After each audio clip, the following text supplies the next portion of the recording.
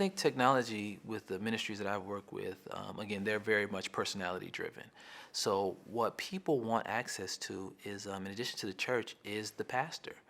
And what technology has done is kind of tore that veil, for instance, because you look at a typical weekend service, the pastor, you're not able to get to him. You know, you're in a church with thousands of other members, and once the pastor's done preaching, then he pretty much disappears. You might have an opportunity to shake hands with him on the way out, very rarely, but for the most part, that's it. You got your, you saw him preaching a sermon, and then he's off.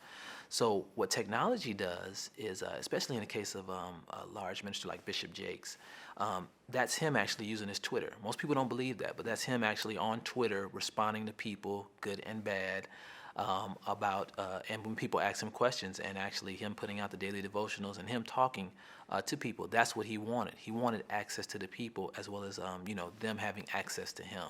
And that's what I think the technology does. It gives people access to the pastor, and lets them, for, again, good and bad, lets them have a glimpse of what he is like outside of the pulpit, because that's all people are used to seeing, or the specially high quality produced segments where the pastor's talking about some type of campaign or some type of next message that's coming up or something like that.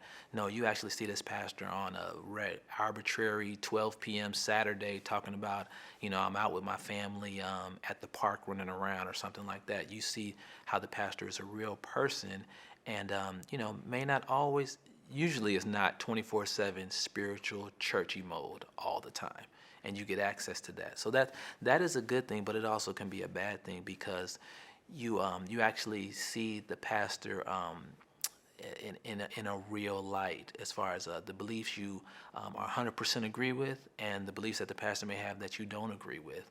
You may see that via social media or any type of digital media, and that's the stuff that people sometimes can deal with or sometimes cannot deal with. And they look at outside of the local area, for the most part, for pastors that have a national reach or international reach, they associate that pastor with the church. They may not even know the name of the church, but they know the name of the outreach ministry. For example, people know T.D. Jakes Ministries. They may not know the Potter's House Church. People know Ever Increasing Faith Ministries, but they don't know it comes from Crenshaw Christian Center. So they associate that pastor, with the church, and everything he says is an extension of that church. So when he says something, they feel like the pastor offended them, the church offended them, and they don't want to be affiliated with that anymore. So that's the bad part about it. It amplifies the pastor's reach.